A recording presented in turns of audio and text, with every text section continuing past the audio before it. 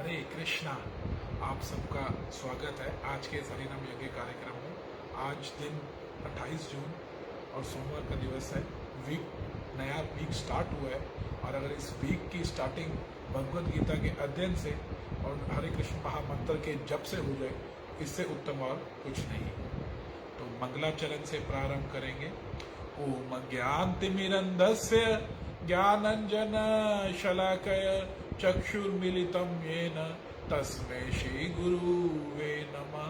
श्री चैतन्य मनोभीष्टं स्थापितं येन भूतले स्वयं रूप कदा मयं ददाति स्वापदान्तिकम्।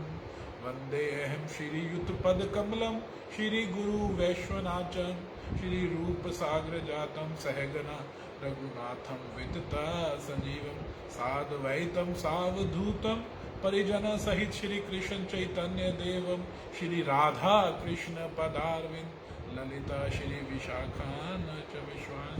नमो ओम विष्णुपदाय कृष्णपिष्टाय भूतले श्रीमते भक्ति वेदांत स्वामी इति नमिने।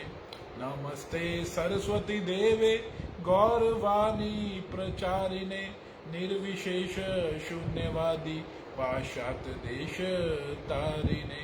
हे कृष्णा करुणा सिंधु दीन बंधु जगतपते गोपेश गोपिका कांत श्री राधा कांत नमस्तुते। तप्त कांचन गौरांगी श्री राधे वृंदावनेश्वरी वृषभानु सुते देवी प्रणमामि हरि प्रिय। जय श्री कृष्ण चैतन्य प्रभु नित्यानंद श्री अद्वैत गदाधर श्रीवासादि गौर भक्त वृंद। हरे कृष्णा कृष्णा कृष्णा हरे हरे, हरे राम राम राम हरे हरे। हरे कृष्णा। जगत गुरु शिला प्रभुपाद की जय। आप सभी भक्तों को भी मेरा वैष्णव प्रणाम है। वांछा कल्प तरु भेस्य कृपा सिंधु भय वच पतिता नाम पावने भ्यो वैष्णव भ्यो नमो नमः। अनंत कोटि वैष्णव वृंद की जय। जगत गुरु शिला प्रभुपाद की जय। हरे कृष्ण। आप सभी वैष्णव से प्रार्थना है कि प्रचुर मात्रा में आशीर्वाद दें, जिससे सही समय पर सही शब्द सही भाव से आ सके, जिससे हम सबका प्यूरिफिकेशन हो, हमारे अंतरकरण का शुद्धिकरण हो, भगवान का गुणगान हो और हमारी कर्म इंद्रियों को, हमारे हृदय को शांति और आनंद और संतुष्टि प्राप्त हो।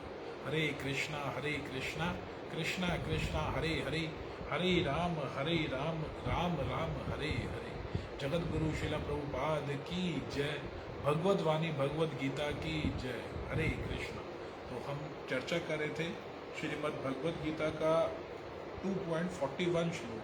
वो श्लोक क्या था? व्यवसाय आत्मिका बुद्धि एका ही कुरु नंदना बहुशाखा ही अनंता च बुद्ध अवसायनम।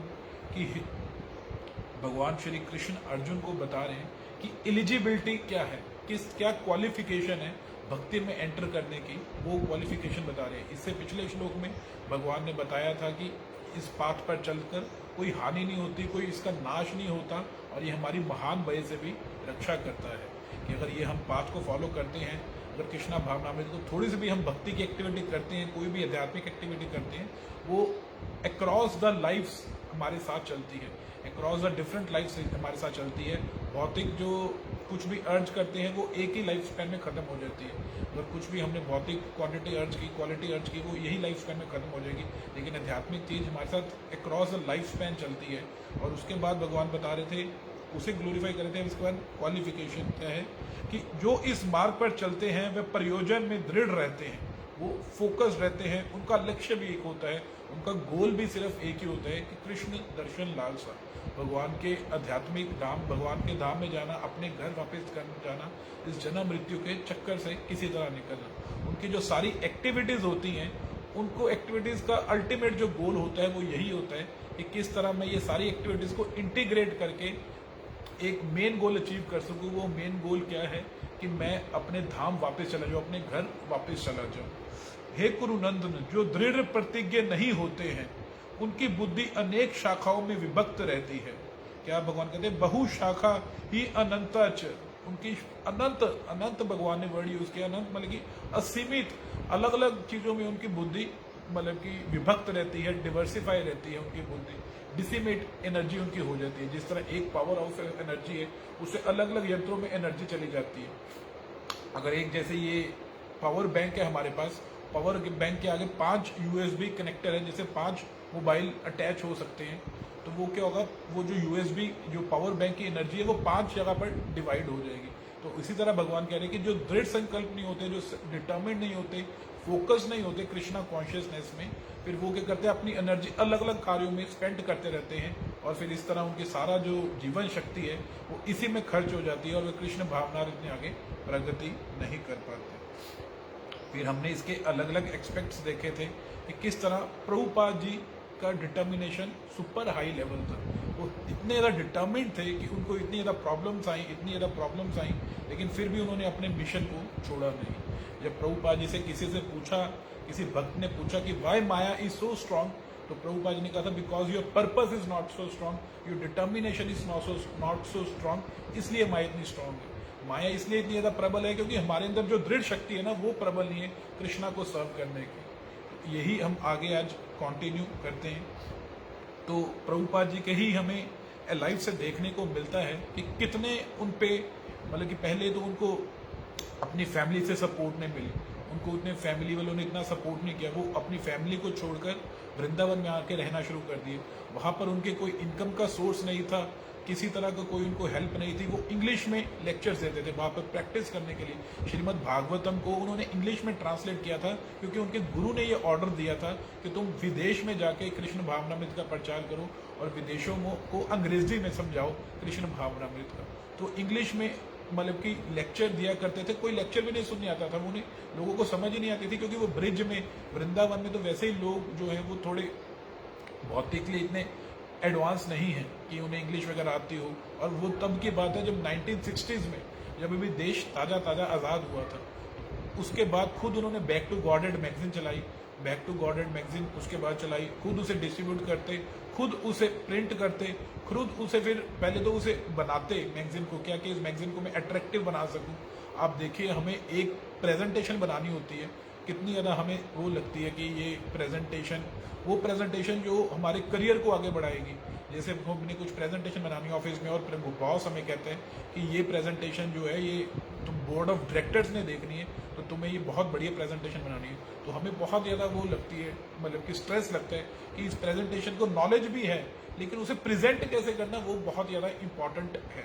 मतलब कि तो उसी तरह प्रभुपाद जी तो फिर वो मैगजीन पहले खुद बनाते थे कि किस तरह मैं प्रेजेंट करूं कि लोगों को ये चीज़ अट्रैक्टिव लगे।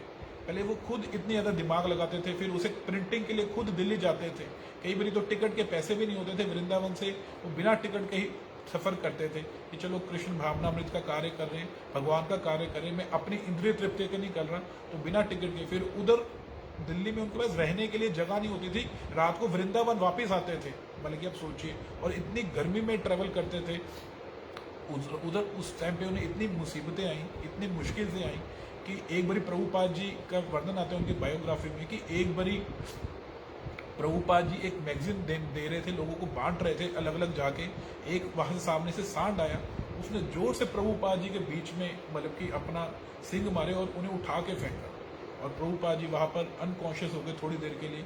फिर उनके मन में विचार आया कि मैं तो भगवान का कार्य कर रहा हूँ, ये सब कुछ कर रहा हूँ, फिर भी भगवान की ये प्रॉब्लम मुझ पर क्यों आई, ये इसने मुझे क्यों मारा, मैं तो इधर खड़ा था, इसे कुछ तंग भी नहीं किया, इसने आके मुझे क्यों मारा, इतनी प्रॉब्लम्स मुझे क्यों आ रही है। इतना कुछ सोचने पर भी, मतलब कि अकेले मैगजीन बांट रहे व्यक्ति, कोई लेने वाला नहीं और फ्री बांट रहा है, पहले खुद छपवाई फिर खुद बांट रहे कि हाँ कृष्ण भावनामृत का संदेश पढ़ो, मेरे गुरु ने कहा। उसके बाद भी उनका जो है ना डिस्करेज नहीं हुई थी। उन्होंने सोचा शायद भगवान यही चाहते हैं कि मेरी आसक्ति भगवान पे बनी रहे, मेरे जो केंद्र बिंदु है जीवन का भगवान चाहते रहे। इस पे भी वो डिस्करेज नहीं हुए और खुद मैगजीन मतलब कि छापी। फिर खुद अरेंज किया कि मेरा को कोई स्पॉन्सर मिल जाए अमेरिका से खुद स्पॉन्सर ढूंढा अपने किसी दोस्त के बेटे को। फिर खुद मोरारजी ने सुमति देसाई जी के पास गए जलदूत जहाज में कि किस तरह मुझे एक टिकट चाहिए, चाहे मालवाहक जहाज में मुझे भेज दो। उन्होंने भी प्रभुपाद जी को डिस्करेज किया कि आप उधर मरने जा रहे हैं इस एज में, तो फिर भी प्रभु जी कहते नहीं, मैं रणभूमि में मर जाऊंगा, वो ज़्यादा बेटर है। फिर अमेरिका गए, अमेरिका में जाके पहला उनका साल बहुत हार्ड कटा कि मतलब कि टाइपराइटर चोरी हो गया, रहने के लिए जगह नहीं थी, न्यूयॉर्क में उन्हें कोई ज़्यादा सक्सेस नहीं मिली। उन्होंने उधर अपने चंडी, उनको थोड़े भक्त मिल गए, तो उन्होंने अपने इंडिया में लोगों को लेटर्स लिखे अपने गुरु भाइयों को कि आप, मैं आपको मतलब कि मुझे इधर कुछ भक्त मिल गए हैं, अगर आप मुझे थोड़ा फाइनेंशियली सपोर्ट करेंगे तो मैं क्या कहते हैं इधर मंदिर बनवा सकता हूँ, ये करवा सकता हूँ। एक आधे ने पॉजिटिव रिस्पॉन्स दिया कि मैं गवर्नमेंट से पूछूंगा, लेकिन उसमें बाद में नेगेटिव रिस्पॉन्स दे दिया कि नहीं, मैं तो मंदिर नहीं बनवा सकता, मतलब कि मेरे में इतनी नहीं है। जब न्यूयॉर्क में प्रभुपाद जी फिर भी देखिए अपने गुरु का आदेश मानते हुए कहाँ पे पहुँच गए, एक झोपड़पट्टी में पहुँच गए। जो प्रभुपाद जी जहाँ पे रहते थे वो एक झोंपड़पट्टी थी। जिस तरह एक हमारे एरिया में जो सबसे बड़ी एरिया उधर झोंपड़पट्टी में अगर हमें रहना पड़े, तो वही प्रभुपाद जी जो वहाँ वृंदावन में जो उनके चरण दो के मतलब कि लोग चरनामत पीते थे, वो वहाँ पे एक झोंपड़पट्टी में रहना उन्होंने शुरू कर दिया। वहाँ पे उन्होंने एक झोंपड़पट्टी में रहना शुरू कर दिया। और 26 एवेन्यू जो उसका नाम था जहाँ पे वो फ्लैट में रहते थे, 26 एवेन्यू, उसे क्या कह दिया, ये इंटरनेशनल सेंटर है, international society for Krishna consciousness का। कितनी ज्यादा डिटर्मिनेशन है कि भाई मैं एक इंटरनेशनल, अभी कुछ भी भक्त लोग नहीं जुड़े थे, सिर्फ 15-20 भक्त उनके साथ जुड़े थे। 15-20 भक्तों के बाद उन्होंने क्या कह दिया कि ये इंटरनेशनल सेंटर है, किसका, न्यूयॉर्क वाला international society for Krishna consciousness का। तब इस्कॉन का इतना प्रचार नहीं होता, ये 1967 की बात है।